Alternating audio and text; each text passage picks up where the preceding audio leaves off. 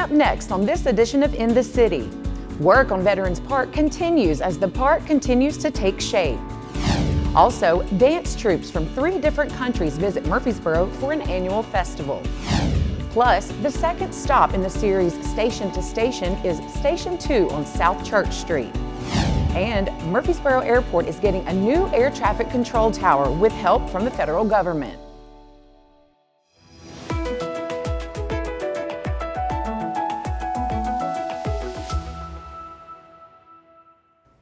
Welcome to another edition of In the City, your source for what's happening right here in the city of Murfreesboro. I'm Michael Linn White. Our top story. Progress is happening at the highly anticipated Veterans Park. We talk with Nate Williams with an update on the latest work being done. The city of Murfreesboro broke ground in late March 2025 on Veterans Park, a 153-acre green space located along Veterans Parkway near I-840. We're standing here at soon-to-be Veterans Park. We're excited about the progress that's being made. In every element of the park, it's really starting to come together. You can see the pavilion starting to come up. We've got 4 pavilions total. Our destination playground that's right behind me starting to take shape, and that's something we're really excited about. It's going to be something like nothing like anything else we have in the park system. When finished, the park will include more than 3.5 miles of walking trails, 3 covered pavilions, a large multi-purpose event area for festivals and concerts, pickleball courts, and large green spaces. One thing that's unique about this park is when we started designing it, we wanted to kind of create the heart of the park, and that's really what we call this area behind me. This is our destination playground. It's flanked by 2 pavilions that will be available for rent. Further behind me, you see the LED lighting that's going up for our pickleball courts that I think will be very popular. At the heart of the park is a destination playground. It features a climbing dome made of rope and steel arches, a low ropes course where kids and adults can cross over a blue padded surface designed to look like water, and a grid play area resembling a Scrabble board. Smooth ramps, sensory panels, and non-toxic surfaces make the entire playground inclusive and accessible. We're really excited about the progress that's been made. You know, we've had a very dry spring, so that's been able to allow the contractor to do a lot of the grade work, so they're actually ahead of schedule right now. We're expecting an early 2027 opening, but right now we could forecast potentially an opening in 2026, which would be something we would be really happy to deliver to the community early. Construction continues on Veterans Park. Keep up to date through Murfreesboro Parks and Rec social media and their website, murfreesboroparks.com.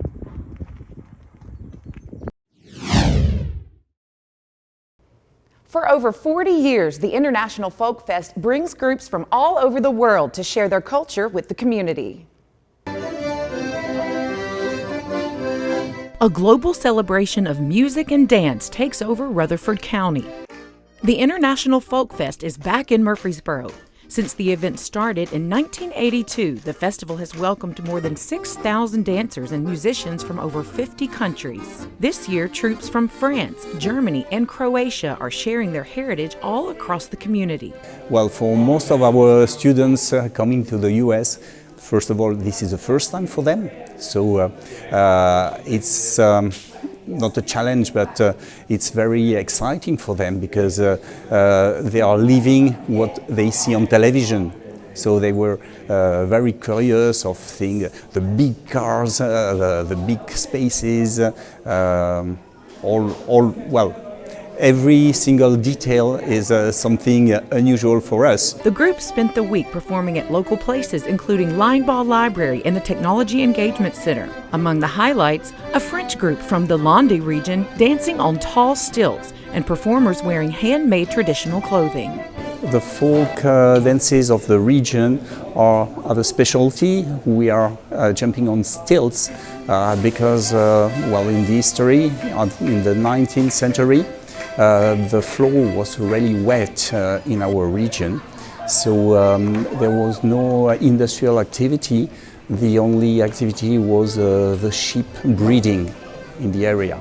So with a wet floor, the man decided to go on stilts to avoid dirtying the clothes and being able to see the sheep very far in the landscape. The festival is hosted by the International Folkloric Society, a local nonprofit that has been bringing the world to Middle Tennessee since 1986. We have a different culture, we have also a different way to live, and that's much appreciated for all of us to discover these kind of things.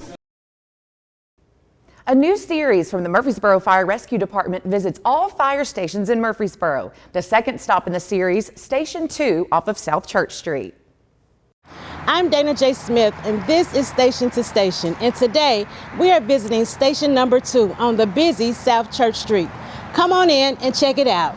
We're here today at Station 2, and I would like for you to meet some of the firefighters and engineers that work here. Introduce yourself. Good morning. My name is Firefighter Alberto. And I'm Engineer Dillard. Firefighter Murdoch. Firefighter Zach Smith.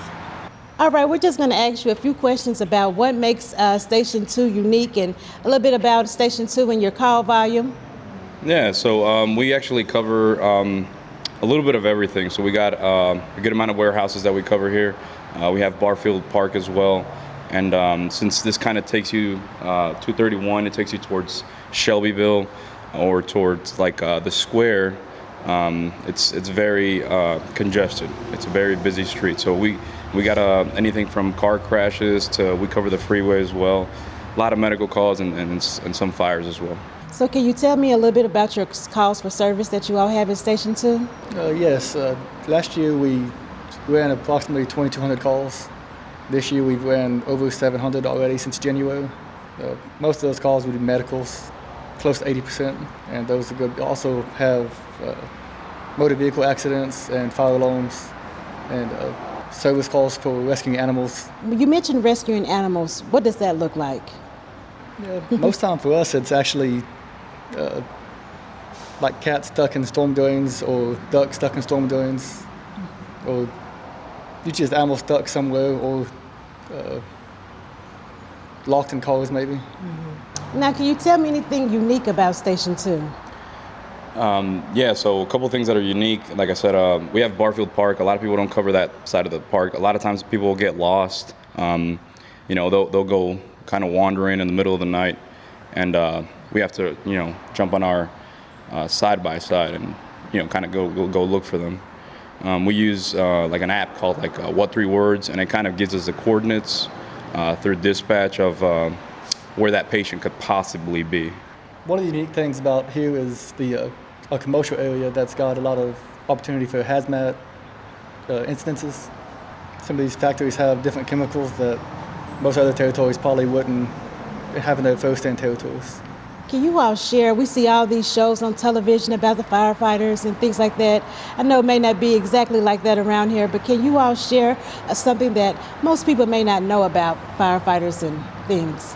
Majority of the calls that we run, I'd say probably 80% are all medical. Mm-hmm. Whenever we do go into a house that's on fire, we do wear SCBA and our mask. Mm-hmm. I know, like other shows, they don't do that.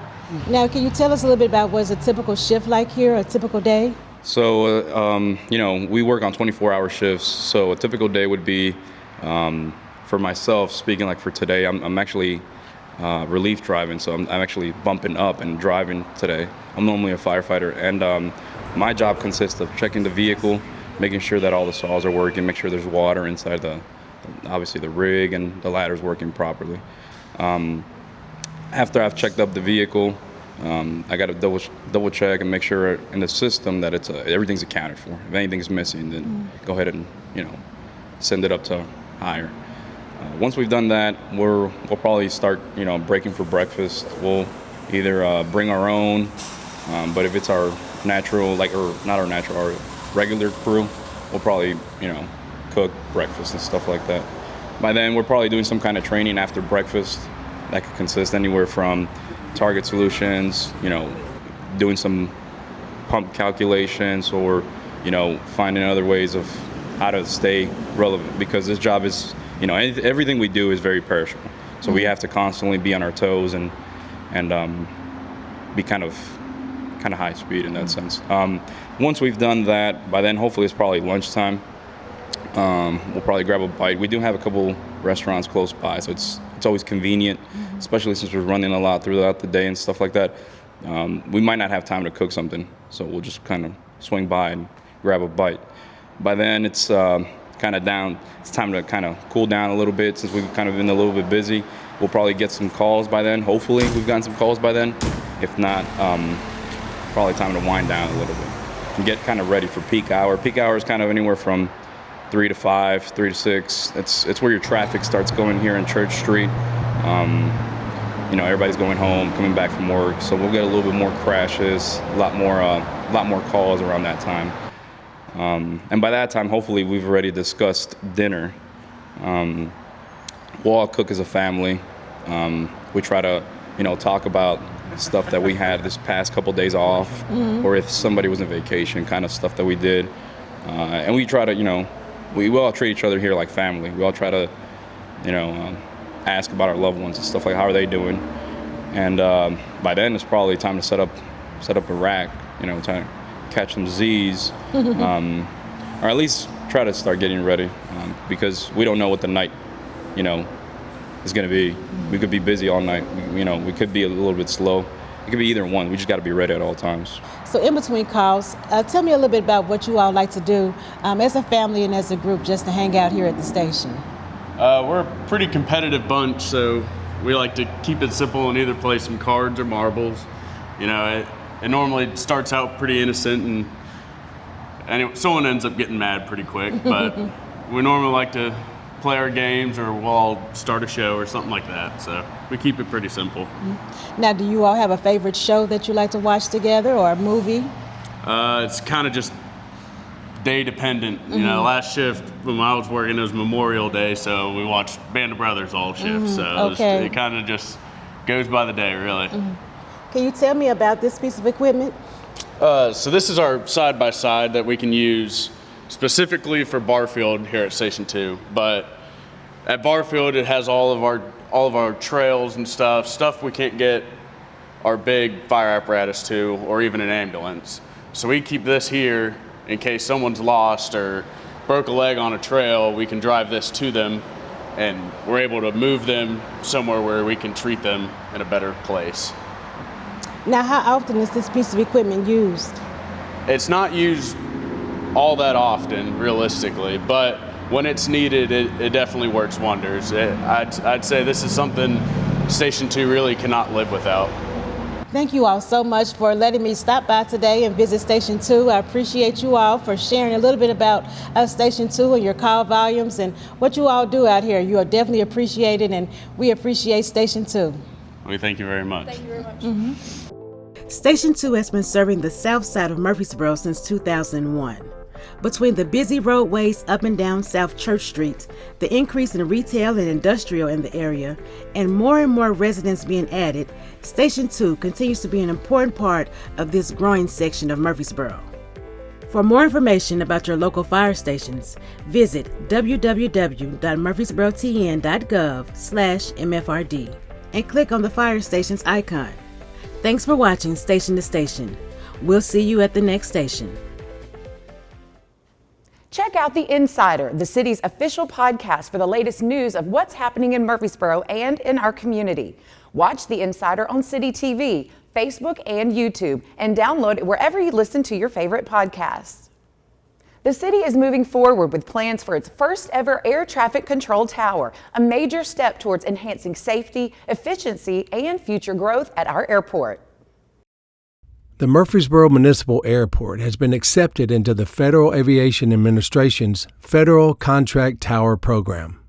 This program allows typically general airports, such as Murfreesboro, to get staffed air traffic control towers and air traffic control services funded largely by the federal government. One of the development stages is for the FAA to evaluate possible locations and heights for the tower. The FAA is here and their Vista team is here, and we are using virtual 3D goggles and computers to look at tower possible locations.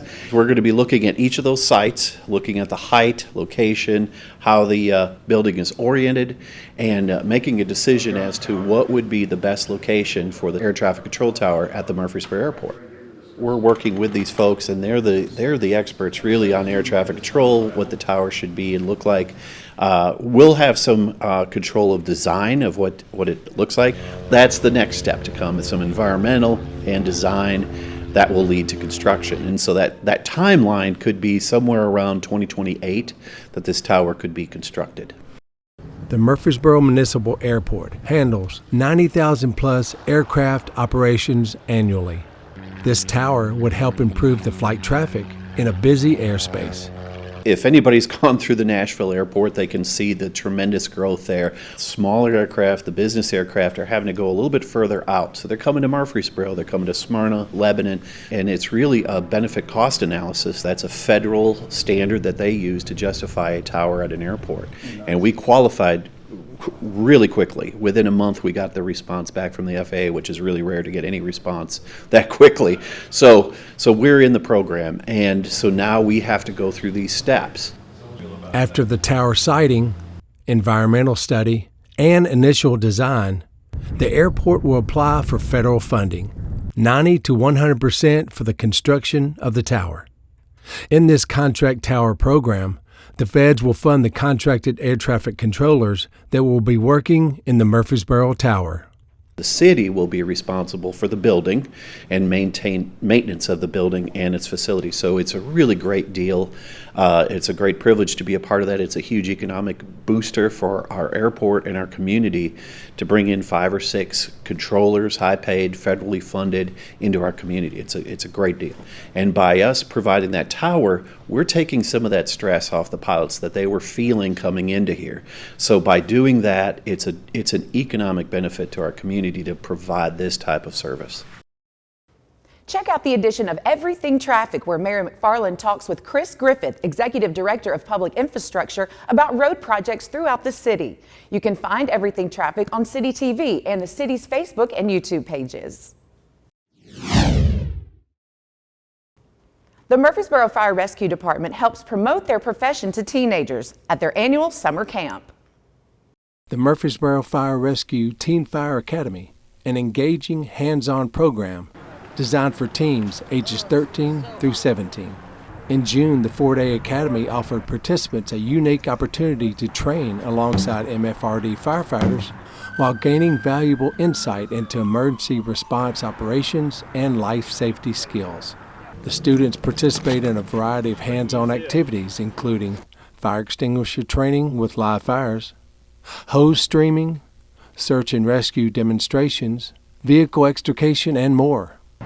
Well, last year I didn't really have anything I was doing over the summer, and so my parents told me that there was a fire academy, and I was like, oh cool, maybe I could try it out. And so I decided to do it, and it's my first year. Yeah, I'd highly recommend it. Inspired by their fathers that work for MFRD, 2 participants talk about why they signed up.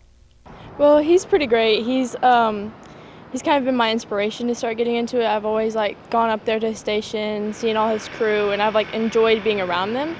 So I was like, maybe I'll take this into consideration to a job and go from there.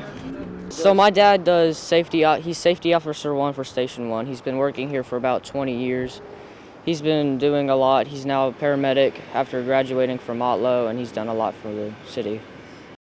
None of this could take place without the public safety training facility at Bridge Avenue and New Salem Highway. The Doug Young Public Safety Training Facility, we do share it with MPD, but we can conduct a complete recruit training class here, police and fire. We conduct our 1403 burns, which that's a live burn. We have several houses up here that qualify for that. You see our tower behind. We have rooms there where we can burn. We're very blessed to have this facility, so yeah. So they're fixing to do an obstacle course. They're split into groups on their first day here. So they work as a team just like we do at our stations. Our crews, we become family. It's kind of like just a makeshift of our ability test that our firefighters do. They're going to get a good little feel of it. They're going to be in their turnouts. They're going to start sweating. So we'll see how they do with it. We're going to see which team does it the quickest.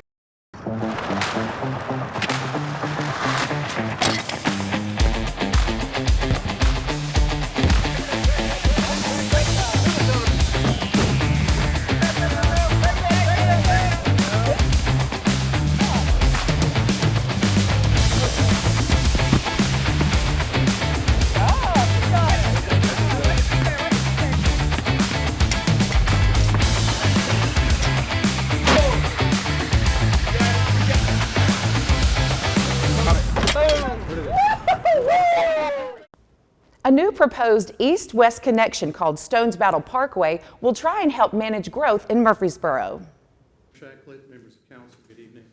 The Murfreesboro City Council and city staff have chosen to be proactive with the Stonebattle Parkway Corridor Plan. To help manage Murfreesboro's population growth, the plan will provide an east-west connection across the northern part of the county. The city's land management director explains why this area was chosen to be studied. In discussions with TDOT, staff realized that there may be some changes to our plans in what the interchanges that we looked at along I-24. We plan to have two. We were told that we may have one, or we may have none. So through that, we decided we needed to be proactive, study the area, and then really bring that study on out, not just to the I-24 area, but all the way along the corridor for Cherry Lane and Stonebattle Parkway. The plan will connect Lebanon Pike or Memorial Boulevard all the way to Interstate 24 in the northwestern part of Rutherford County.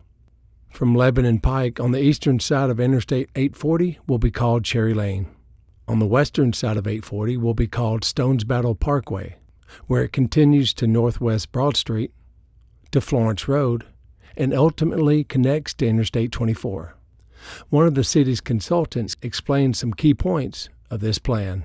This is the result of a lot of hard work, and that included input from the stakeholders and the land owners and community members as well. And this plan was designed to support decision-maker efforts both from council, planning commission, and developers that come to the city that would like to know how to develop out this corridor. And then the purple on the left was the previous future land use map, and what we've shaped out in the right relates a lot more to the transportation infrastructure and the key places where we wanted really more those nodes of development. We wanted areas where there was high intensity to be logical and at key interchanges. There were two different maps that were created during the process. One of them has the interchange you'll see on the left. One is if the interchange were not to happen. We wanted to kind of look at both of those scenarios. We're suggesting adopt that plan that shows the interchange. That's the plan that makes the most sense. We also developed a few concept plans that showed some of the large tracts of land within the corridor. This is not a zoning or site plan type of exercise. This is just to show some patterns that could fit pretty well when this is shaped out and finished. We look very carefully at the route of the actual parkway, and we were informed by a lot of different things, including hydrology and floodplain and railroads and state routes. And then we also looked at existing key intersections, and that shaped the main geometry of the route itself. Just looking at the road cross-section itself for this parkway, it will be a parkway experience. It'll have multimodal components, those being pedestrians and bikes were considered with a 10-foot wide multimodal path, and then plenty of room for streetscape and additional landscape as well. Before the City Council unanimously approved a resolution of support and acknowledgement, the city manager was asked about a timeline for the project. The Stonebattle Parkway between 840 and I-24, a lot of that is going to be development driven. Unlike Cherry Lane, where we are going to be building the Cherry Lane interchange, and we're going to publicly fund Cherry Lane from 840 to Memorial. If we get an interchange, I think that's going to spur development, and I think it's going to happen sooner rather than later. Check out the latest edition of Murfreesboro's Parks and Recreation's podcast, Talkin' Parks, this month. You can watch Talkin' Parks on CityTV and the city's Facebook and YouTube pages, or listen wherever you get your podcasts. Team USA women's hockey player Kayla Barnes makes a special stop at Sportscom for a community meet and greet. Ready. It's not every day an Olympic champion walks through the doors of Sportscom, but 27-year-old defensive powerhouse Kayla Barnes did just that. The Team USA women's hockey player made a special stop for a community meet and greet. She spent the morning signing autographs, snapping photos, and giving kids a first-hand look at Olympic greatness. I brought my medals and my jersey and stuff out just to show people. My parents live here, so just giving back to the community and just saying hello to everyone. It's been really fun. Barnes brought along her Olympic gold and silver medals, but what many fans would be surprised to learn is that Barnes didn't actually start out with a hockey stick in hand. I got started in hockey in California. I have 4 older brothers, and they all played roller hockey and ice hockey, and I just wanted to do what they did. Wanted to follow my older brothers and ended up loving it and was super passionate about it. Kayla is currently playing professionally for PWHL Seattle when she isn't representing Team USA on the world stage. The best experience of my life. It's a life's work. Training for the Olympics is something that is a lifetime of hard work and sacrifice. So such an amazing experience. My family was there. Such a special moment to share with them. They've sacrificed a lot for me to be there. So something I'll never forget. Check out Murfreesboro City Schools' brand new official podcast called Between the Bells. Each month, we talk to a city school employee as well as a school principal. Watch Between the Bells on CityTV, Facebook, and YouTube, and download it wherever you listen to your favorite podcasts. Cannonsburgh Village recently celebrated its 50th anniversary, and I was there to capture all the fun. Cannonsburgh Village celebrates 50 years. This recreated pioneer village was established in 1976 as a bicentennial project, relocating historic buildings from around the county, and now it serves the community as a place to come and see what life was like way back when. To celebrate, the community was invited to the village for bluegrass music, art displays, classic cars, even a steam engine demonstration. Also, the Haynes Museum reopens after being closed for 5 years. It dates back to the 1870s and is the only original building on the property. Inside holds a wonderful display of local history. Cannonsburgh Village is open Tuesday through Sunday, so make sure to stop by and check it out and help them celebrate 50 years of preserving history. We are excited that we have partnered with PAWS of Rutherford County to bring you the Pet of the Month. Meet Grunt. After being treated for heartworms, this 2-year-old boy had to take it easy and rest for the past month. Now he's free to run and play, and he's absolutely thrilled about it. Grunt is 75 pounds, neutered and up to date on vaccines, and ready to find a loving home. If you're interested in adopting a new friend, check out adoption requirements online at rutherfordcountytn.gov/adoption or stop by the shelter for a visit. For more information about Grunt or any other dogs or cats available for adoption, go to secured.rutherfordcountytn.gov/PAWS.